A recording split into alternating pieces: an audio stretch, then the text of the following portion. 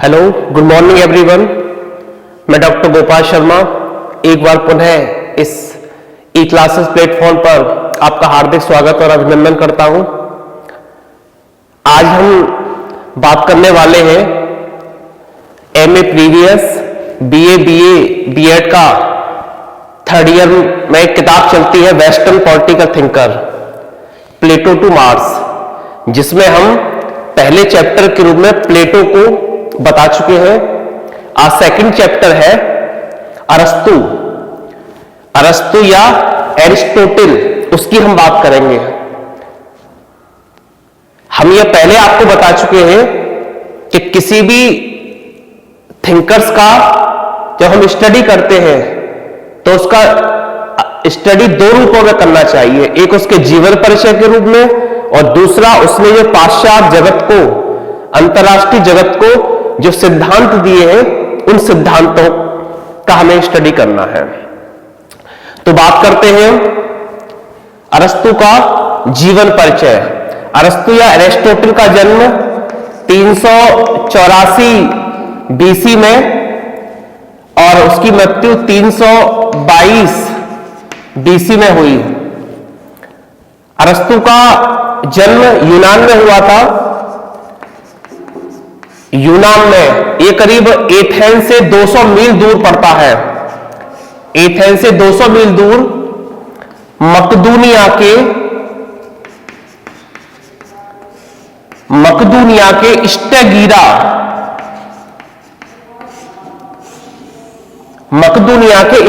नामक स्थान पर हुआ था। इसके पिता निकोमैक्स राजवैद्य थे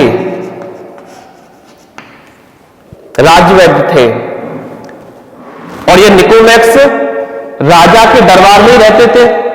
अरस्तु भी सपरिवार राजा के दरबार में रहता था। ये मकदूनिया स्टेगीरा ये यूनान का उपनिवेश था। ये यूनान का क्या था? उपनिवेश। और यहां पर सिकंदर के दादा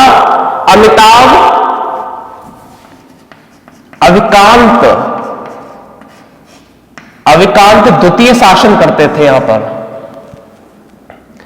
बाद में मकदूनिया के शासक फिलिप ने अपने पुत्र सिकंदर को अरस्तु के पास भेज दिया था प्रशिक्षण प्राप्त करने के लिए।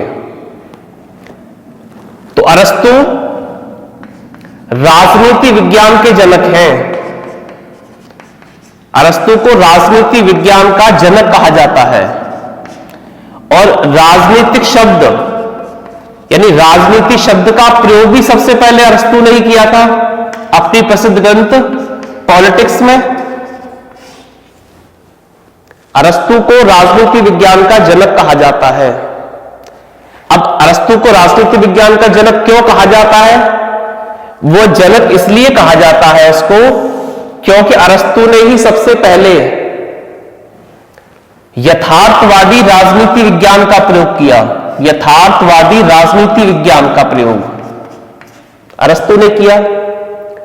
अरस्तु ने ही सबसे पहले राजनीति विज्ञान का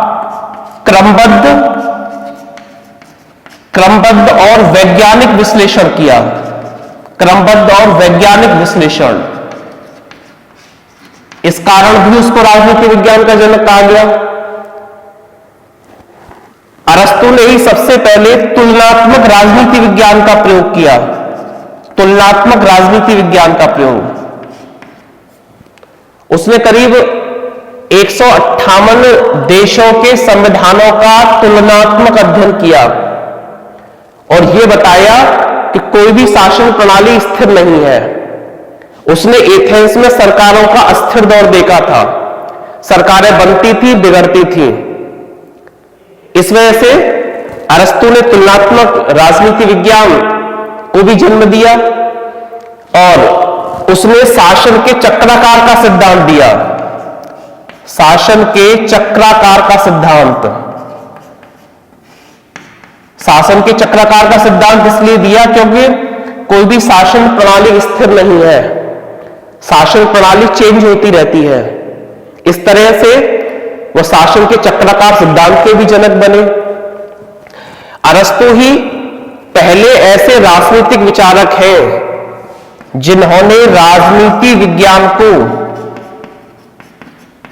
नीति शास्त्र से अलग कर लिया। पहले नीति शास्त्र राजनीति विज्ञान एक थे, लेकिन दोनों को अलग करने वाला पहला विचारक कौन था? अरस्तु। इस कारण वो राजनीति विज्ञान का जनक बना।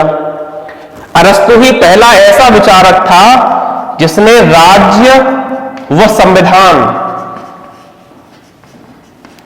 दोनों को एक माना और उसका वैज्ञानिक वर्गीकरण भी प्रस्तुत किया। उसका वैज्ञानिक वर्गीकरण भी प्रस्तुत किया। इस वजह से अरस्तु राजनीति विज्ञान के जनक बने।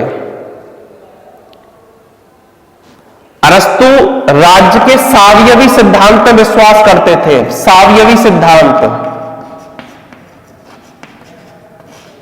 इसका मतलब है कि जो संबंध शरीर और उसके अंगों का है वही संबंध व्यक्ति और राज्य के बीच का है। तो इस तरीके से यथार्थवादी अध्ययन करने के कारण, क्रमबद्ध वैज्ञानिक विश्लेषण करने के कारण, 158 देशों का तुलनात्मक अध्ययन करने के बाद, राजनीति विज्ञान को नीति शास्त्र से अलग करने के कारण, राज्य और संविधान का विस्तृत वर्गीकरण करने के कारण अरस्तु को राजनीति विज्ञान का जनक कहा गया। अरस्तु ने करीब 400 किताबें लिखी हैं, लेकिन सबसे महत्वपूर्ण किताब उसकी पॉलिटिक्स है। इसके अलावा एक कॉन्स्टिट्यूशन भी किताब लिखी है उसने, कॉन्स्टिट्यूशन। एक एथिक्स भी किताब लिखी है, एथिक्स किताब लिखी है उसने।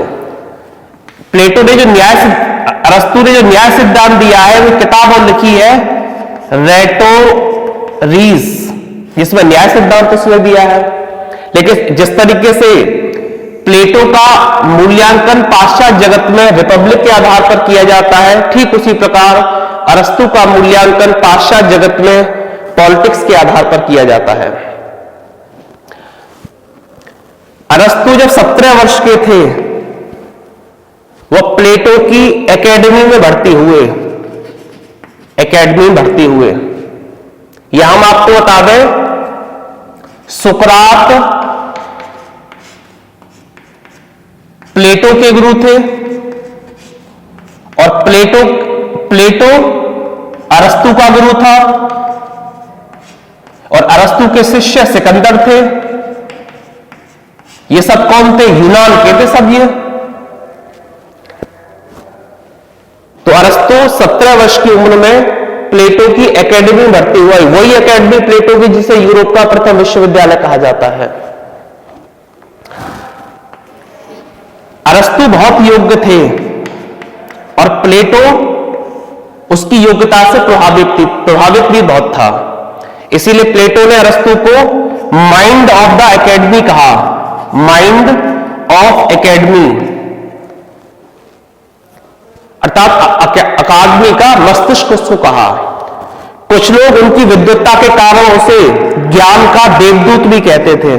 ज्ञान का देवदूत अरस्तु को।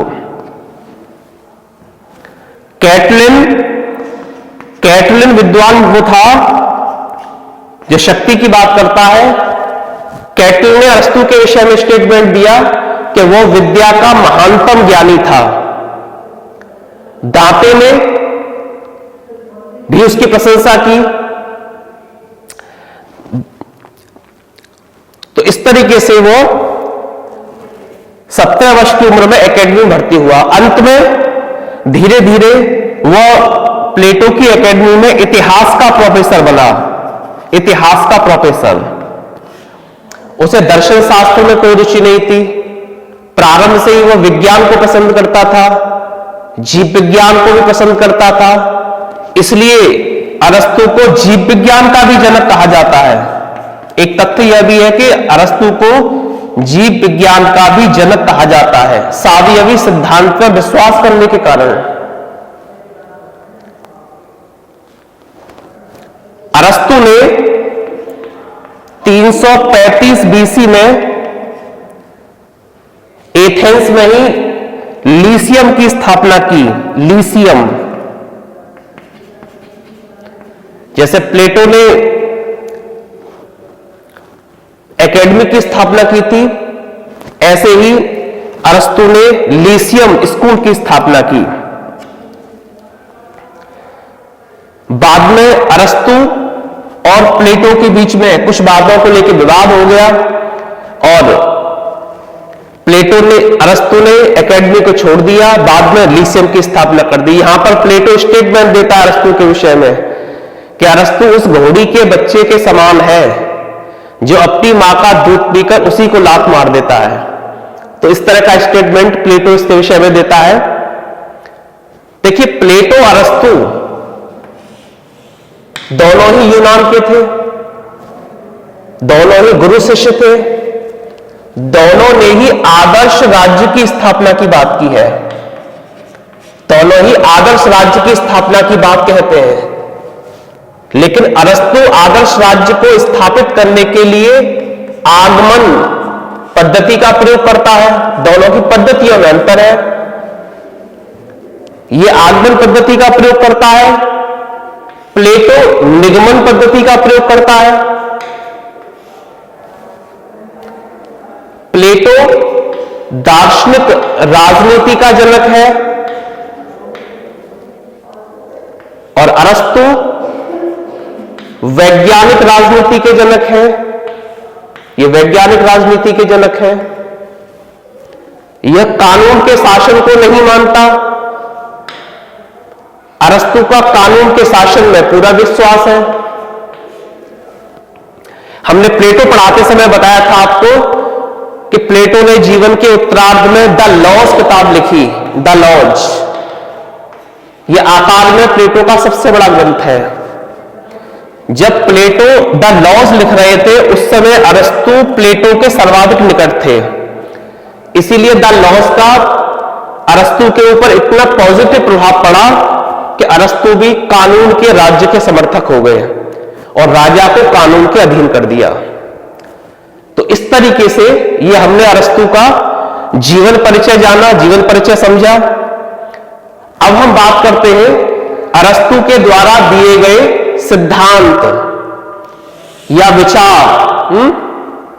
अरस्तु का पहला विचार है राज्य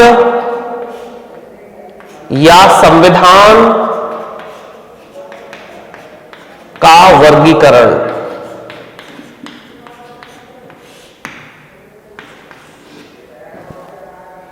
राज्य और संविधान का वर्गीकरण प्रस्तुत किया। इसके अलावा नागरिकता पर विचार दिए अरस्तु ने, क्रांति पर विचार दिए, दास प्रथा को वो उचित ठहराता है, तर्क देता है सही सिद्ध करने के लिए, परिवार और संपत्ति पर उसके विचार और न्याय पर विचार। तो इस तरीके से 6 पॉइंट्स के अंतर्गत हम उसके सिद्धांतों को, उसके विचारों को, उसके दर्शन को पढ़ते हैं। तो पहले हम क्रमबद्ध तरीके से बात करेंगे राज्य और संविधान का वर्गीकरण। देखिए, अरस्तु राज्य और संविधान को एक ही मानता है, अलग अलग नहीं मानता। इसीलिए अरस्तु स्टेटमेंट देता है कि राज्य व्यक्ति के पूर्व है।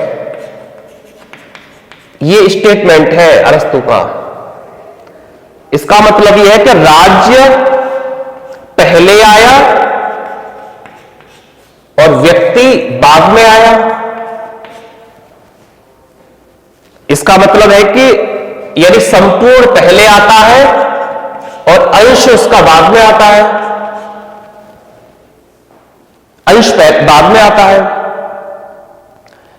इसीलिए जब व्यक्ति जन्म लेता है सबसे पहले कहां पर आता है? राज्य में आता है। और जब राज्य में आता है तो अरस्तु स्टेटमेंट देता है कि मनुष्य एक राजनीतिक प्राणी है। मनुष्य एक राजनीतिक प्राणी है। Man is political animal. अब जब राज्य और समाज को अरस्तु एक ही मानता है, तो राज्य में आता है यानी समाज में आता है, तो फिर अरस्तु स्टेटमेंट देता है कि मनुष्य एक सामाजिक प्राणी है। मैन ए सोशल एनिमल। मैन ए सोशल एनिमल की वो बात करता है।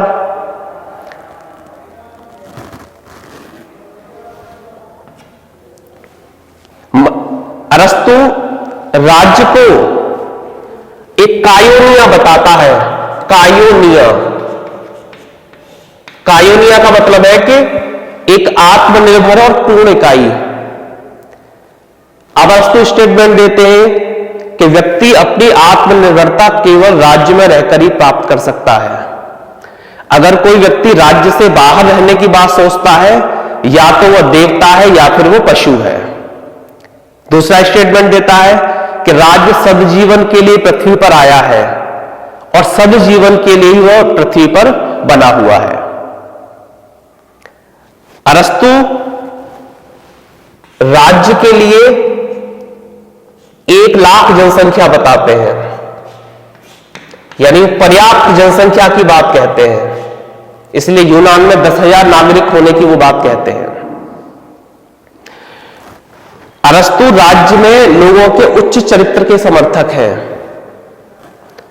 अरस्तु ने करीब 158 देशों के संविधानों का तुलनात्मक अध्ययन किया, क्योंकि अरस्तु के समय सबसे बड़ी प्रॉब्लम शासन प्रणाली के स्थायित्व की थी।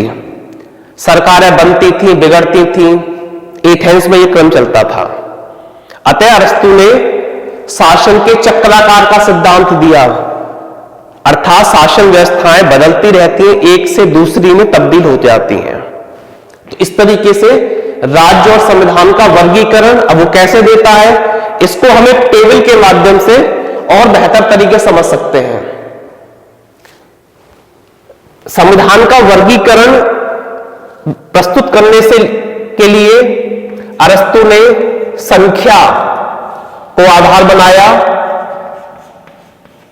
उत्कृष्ट शासन, निकृष्ट शासन,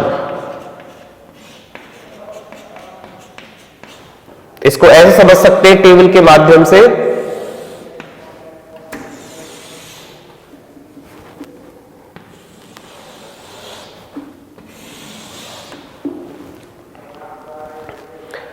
देखिए, अरस्तु राज्य या संविधान का वर्गीकरण प्रस्तुत कर रहा है। वर्गीकरण प्रस्तुत करने के लिए वह संख्या को आधार बनाता है। वो कहता है एक व्यक्ति का शासन, वो क्या कहलाएगा? राजतंत्र कहलाएगा। एक व्यक्ति का शासन राजतंत्र कहलाएगा। और इसका निकृष्ट शासन, अब वो क्या कहता है कि एक व्यक्ति का शासन राजतंत्र कहलाएगा। अगर राजा समाज के हित में शासन करता है तो वह शासन उत्कृष्ट होगा, उत्कृष्ट शासन होगा राजतंत्र। अगर राजा शासन व्यक्तिगत हित में करता है, व्यक्तिगत हित में शासन करता है, तो शासन का रूप क्या होगा? निकृष्ट होगा। और इसको वो कहता है निरंकुश तंत्र। निरंकुश तंत्र, या इसके लिए शब्द यूज करता है आताताई तंत्र। एक व्यक्ति का शासन। अब वो कहता है कुछ व्यक्तियों का शासन, कुछ व्यक्तियों का शासन का उत्कृष्ट रूप क्या होगा? कुलीन तंत्र होगा। वो कुलीन तंत्र की बात करता है, कुलीन तंत्र होगा। और अगर राजा व्यक्तिगत हित में शासन करता है तो इसका विकृत रूप क्या होगा? गुटतंत्र, गुटतंत्र या धनी तंत्र या वर्ग तंत्र। एक व्यक्ति का शासन, कुछ व्यक्तियों का शासन, बहुत सारे व्यक्तियों का शासन। तीसरा रूप बताया बहुत सारे व्यक्तियों का शासन। का सबसे उत्कृष्ट रूप क्या होगा? उत्कृष्ट रूप होगा इसका मध्यमान तंत्र, मध्यमान तंत्र, या इसको कहता है गोल्डन मीन, गोल्डन मीन, या इसको कहता है वो पॉलिटी। अगर राजा समाज के हित में शासन करता है तो इसका निकृष्ट रूप क्या होगा? वो भीड़ तंत्र, भीड़ तंत्र होगा। इसको वो लोकतंत्र भी कहता है, भीड़ तंत्र को लोकतंत्र शब्द से संबोधित करता है। अब अरस्तु कहता है कि सबसे बेस्ट शासन ये है ना, वो ये है स्वर्णिम मध्यमान का सिद्धांत, जिसे वो गोल्डन मीन कहता है। इसको वह मिश्रित अर्थव्यवस्था भी कहता है, या मिश्रित अर्थव्यवस्था, मिश्रित संविधान भी कहता है इसको। वो कहता है कि अगर, देखिए बड़ा शानदार कंसेप्ट वो संविधान का वर्गीकरण करते समय देता है। अरस्तु कहता है कि अगर शासन सत्ता धनी व्यक्ति को सौंप दी जाएगी तो वो अत्याचारी हो सकता है, और अगर सत्ता निर्धन वर्ग को सौंप दी जाएगी तो वो करप्ट हो सकता है, भ्रष्ट हो सकता है। अतः वो सत्ता धनी और निर्धन के बीच में होनी चाहिए। इसी सिस्टम को वो अरस्तु मिश्रित संविधान की संज्ञा देता है। इसीलिए राज्य को वो कायोनिया कहता है, यानी पूर्ण और आत्मनिर्भर इकाई। तो इस तरीके से यह राज्य और संविधान का वर्गीकरण प्रस्तुत करता है, और पहला विचारक है जो इस तरीके का वर्गीकरण प्रस्तुत करता है। दूसरा विचार इसका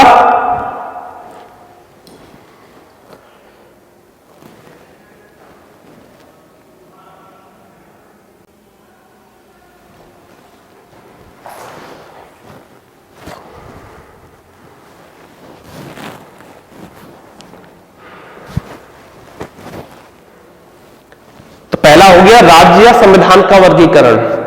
दूसरा विचार क्या दिया है अरस्तु ने?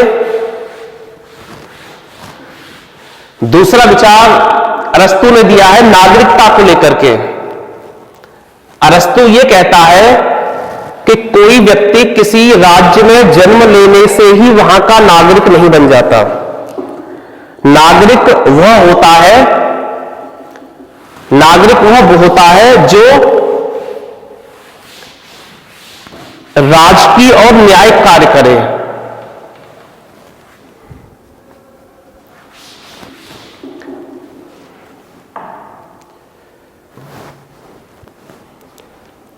अब जान लेते हैं, सिद्धांतों की बात कर रहे हैं। पहला राज्य संविधान का वर्गीकरण, दूसरा सिद्धांत की बात करते हैं नागरिकता। नागरिकता पर विचार क्या थे अरस्तु के? अरस्तु कहता है कोई भी व्यक्ति राज्य में जन्म लेने मात्र से उस राज्य का नागरिक नहीं हो जाता। नागरिक वह होता है जो राजकीय और न्यायिक दोनों कार्यों में भाग ले, उसे नागरिकता मानता है वो। इसीलिए अरस्तु कहता है कि एक आदर्श राज्य में केवल 10,000 नागरिक हैं। 10,000 नागरिक की बात कहता है वो। अरस्तु स्त्री, बच्चे, दास, इनको वो नागरिक की संज्ञा नहीं देता है। तो इस तरीके से नागरिकता पर संक्षिप्त विचार है उसके। यूनान में मजिस्ट्रेट को भी नागरिक कहा जाता है क्योंकि वो राजकीय और न्यायिक दोनों कार्य करता है। तो यह एक तरह से परंपरागत अर्थ है नागरिकता का। इसके अलावा क्रांति के संबंध में विचार क्या है अरस्तु के? क्रांति के संबंध में विचार, क्रांति संबंधी विचार। देखिए, क्रांति का मतलब होता है आमूलचूल परिवर्तन करना, लेकिन अरस्तु ने क्रांति शब्द का प्रयोग परंपरागत अर्थ नहीं किया है। परंपरागत अर्थ। अब क्रांति की अवधारणा क्यों दी? हमने आपको बताया था कि प्रत्येक थिंकर जो भी विचार देता है वह विचार उस समय की तत्कालीन परिस्थितियों के आधार पर उसके तय होते हैं। अब चूंकि यूनान का था, एथेंस का था, तो उसने एथेंस में सरकारों का अस्थिर दौर देखा। सरकारें बनती थी, सरकारें बिगड़ती थी। तो एथेंस में अगर सत्ता का परिवर्तन हो रहा है, सत्ता का परिवर्तन अगर हो रहा है, तो अरस्तु उसको क्या नाम देता है? क्रांति का नाम देता है। संविधान में होने वाला कोई भी परिवर्तन संविधान में होने वाला कोई भी परिवर्तन क्या है? क्रांति है अरस्तू की दृष्टि में। जब एक व्यवस्था दूसरी व्यवस्था में तब्दील हो जाती है, उसको भी अरस्तू क्रांति का नाम देते हैं। विश्व की सबसे पहली खूनी क्रांति 1649 की रूसी क्रांति। तो क्रांति का मतलब आमूलचूल परिवर्तन होता है, लेकिन अरस्तू क्रांति का अभिप्राय केवल परंपरागत अर्थ में ही करते हैं। वो बताते क्रांति के कारण भी बताते हैं और क्रांति के निदान कैसे हो उसका उपाय भी बताते हैं। वो कहते हैं असमानता और अन्याय ये क्रांति को जन्म देती है। विजातीय तत्वों का आना अर्थात विदेशी लोगों का देश में प्रवेश कर जाना, यह भी क्रांति का एक कारण है। असमानता भी क्रांति का एक कारण है। राजा का करप्ट होना भी क्रांति का एक कारण है। भ्रष्टाचार का बोलबाला राज्य में बढ़ जाए, यह भी क्रांति का एक कारण है। उपयुक्त स्थितियों का न होना ही क्रांति का निदान बताता है अरस्तू। तो इस तरीके से ये अरस्तू के क्रांति संबंधी विचार है। तीसरा आता है अरस्तू के दास प्रथा संबंधी विचार। अरस्तू के दास प्रथा पर विचार।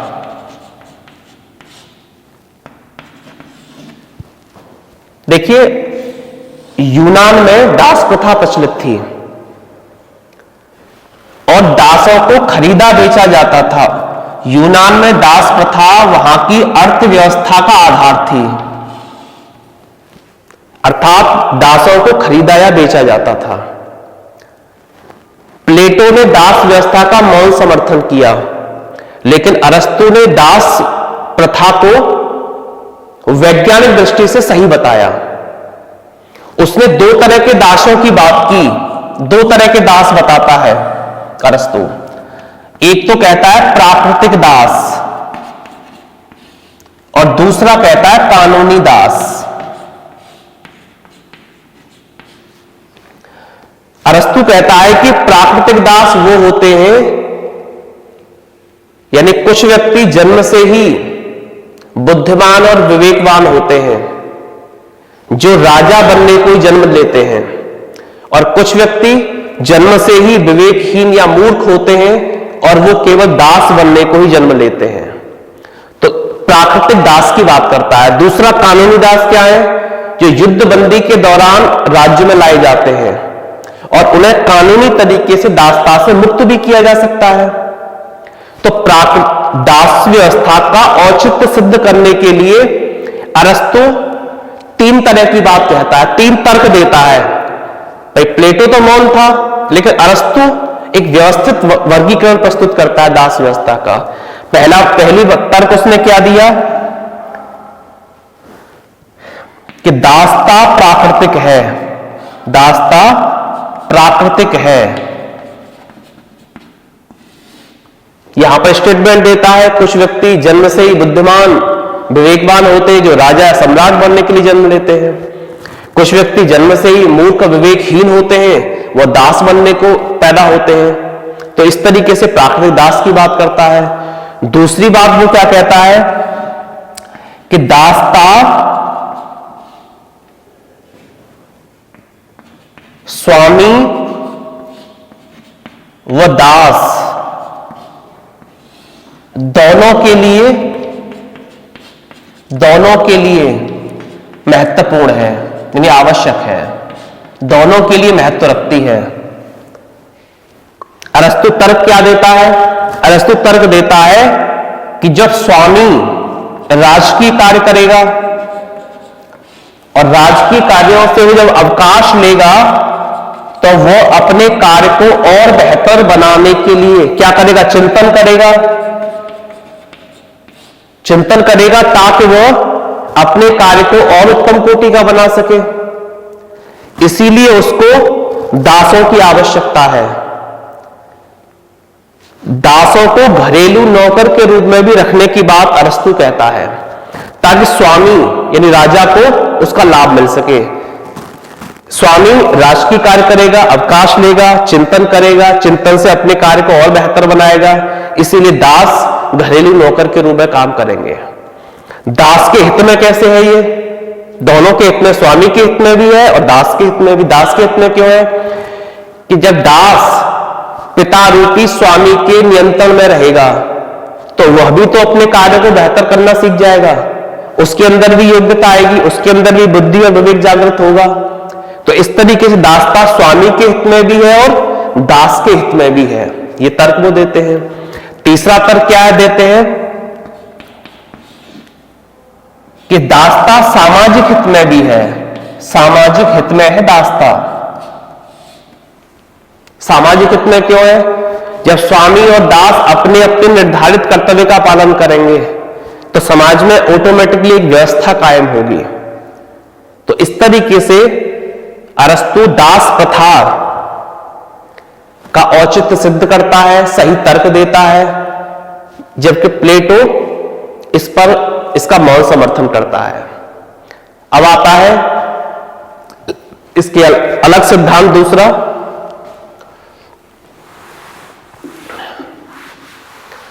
परिवार और संपत्ति संबंधी विचार। परिवार और संपत्ति पर अरस्तु के विचार।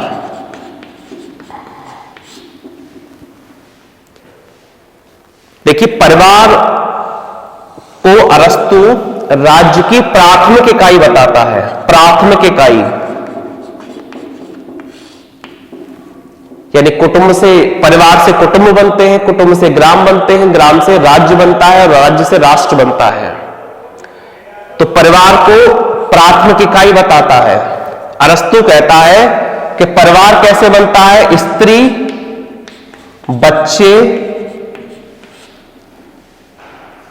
पुरुष और दास, यानी चार लोगों से मिलकर, चार वर्ग से मिलकर के क्या बनता है? परिवार बनता है। प्लेटो अभिभावक वर्ग को परिवार से दूर रखता है। प्लेटो अभिभावक वर्ग को संपत्ति से भी दूर रखता है। लेकिन अरस्तु परिवार और संपत्ति दोनों का समर्थन करता है। प्लेटो, अरस्तु कहता है कि स्त्री, पुरुष, बच्चे और दास से मिलकर परिवार बनता है। परिवार को वो प्राथमिक इकाई बताता है। संपत्ति को अरस्तु दो रूपों में व्यक्त करता है। एक तो कहता है कि व्यक्तित्व के विकास के लिए शासक के पास संपत्ति होना बहुत जरूरी है, व्यक्तित्व विकास के लिए, ठीक है। और दूसरा वो कहता है अतिथियों के सत्कार के लिए भी संपत्ति बहुत जरूरी है। लेकिन वो संपत्ति को, यानी प्राकृतिक संपत्ति को ही वो महत्वपूर्ण मानता है, कृत्रिम को नहीं मानता। यानी गलत तरीके से सूद लेकर, ब्याज लेकर के संपत्ति जो अर्जित की जाती है उसका वो विरोध करता है। तो अरस्तु जो संपत्ति का सिद्धांत देता है, जो संपत्ति का जो कंसेप्ट अरस्तु देता है, वह कृत्रिम संपत्ति का विरोध करता है। वो कहता है कि संपत्ति, उसके तीन वर्ग बताता है, संपत्ति के वो तीन वर्ग बताता है। जैसे सार्वजनिक संपत्ति, सार्वजनिक संपत्ति और उसका उपयोग भी क्या है? सार्वजनिक उपयोग, सार्वजनिक उपयोग। दूसरा रूप बताता है वो कि व्यक्तिगत संपत्ति, व्यक्तिगत संपत्ति, उसका व्यक्तिगत उपयोग, व्यक्तिगत उपयोग। तीसरा बताता है अरस्तु कि व्यक्तिगत संपत्ति, संपत्ति यानी व्यक्तिगत हो लेकिन उसका उपयोग सार्वजनिक क्षेत्र में होना चाहिए। सार्वजनिक क्षेत्र में उपयोग उसका होना चाहिए। अरस्तु इसी को सबसे ज्यादा महत्व देता है। यही महात्मा गांधी के ट्रस्टीशिप का भी सिद्धांत है। महात्मा गांधी के ट्रस्टीशिप का भी यही सिद्धांत है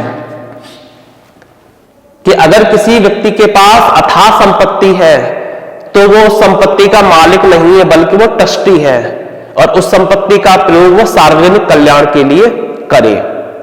तो इसीलिए वो प्राकृतिक रूप से अर्जित संपत्ति को ही वैध मानता है, कृत्रिम या गलत तरीके से अर्जित संपत्ति का वो विरोध करता है, और व्यक्तिगत संपत्ति को सार्वजनिक कल्याण के लिए उपयोग करने पर अरस्तु बल देता है।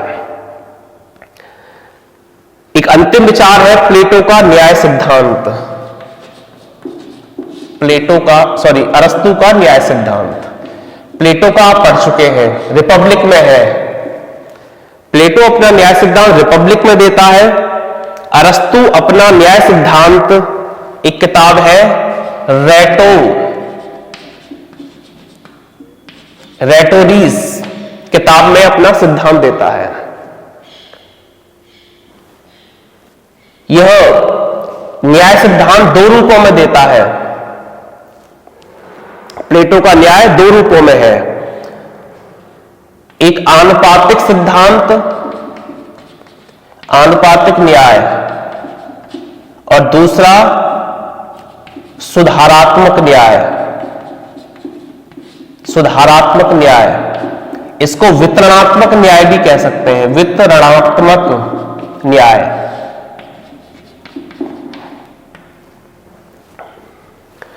प्लेटो न्याय सिद्धांत में कहता है कि वितरणात्मक न्याय का आधार योग्यता है। योग्यता है यानी व्यक्ति अपनी योग्यता और क्षमता के अनुसार राज्य की सेवा करेगा। राज्य बदले में उस व्यक्ति को पुरस्कार, धन और सम्मान प्रदान करेगा।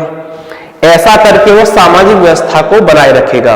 अर्थात वितरणात्मक न्याय व्यक्ति और राज्य के बीच संबंधों को स्पष्ट करता है, जबकि सुधारात्मक न्याय व्यक्ति और व्यक्ति के बीच संबंधों को निर्धारित करता है। व्यक्ति और व्यक्ति, इसमें अरस्तु कहता है कि एक व्यक्ति अगर दूसरे व्यक्ति के साथ किए गए समझौते या कमिटमेंट को तोड़ता है और दूसरे व्यक्ति को नुकसान पहुंचाता है तो राज्य उसको दंड देगा। ऐसा करके भी वो सामाजिक व्यवस्था को बनाए रखना चाहता है। तो प्लेटो का वितरणात्मक न्याय व्यक्ति और राज्य के बीच संबंधों को निर्धारित करता है, इसका आधार योग्यता है, जबकि सुधारात्मक न्याय में व्यक्ति और व्यक्ति के बीच संबंधों को स्पष्ट करता है अरस्तु। तो इस तरीके से ही आपने अरस्तु के विचार हैं ये। पहले अरस्तु का आपने पूरा जीवन दर्शन पढ़ा, उसके बाद आपने पूरे सिद्धांत विचार दर्शन दिए। कोई भी विचारक, कोई भी थिंकर्स सिद्धांत विचार और दर्शन की वजह से ही पाश्चात्य जगत में या अंतरराष्ट्रीय जगत में जाना जाता है। तो राज्य और संविधान का वर्गीकरण प्रस्तुत किया, दास प्रथा पर उन्होंने विचार दिए, नागरिकता पर विचार दिए, क्रांति पर विचार दिए, परिवार और संपत्ति के विषय में उन्होंने बताया, और न्याय पर उनके विचार हैं। तो इस तरीके से ये अरस्तु का चैप्टर फिनिश होता है। वीडियो को समय का ध्यान रखते हुए भी सीमित करने का प्रयास किया जाता है। तो आज अरस्तु में सिर्फ इतना ही, नेक्स्ट चैप्टर आगे बताएंगे। Thank you very much, thanks for watching, thank you.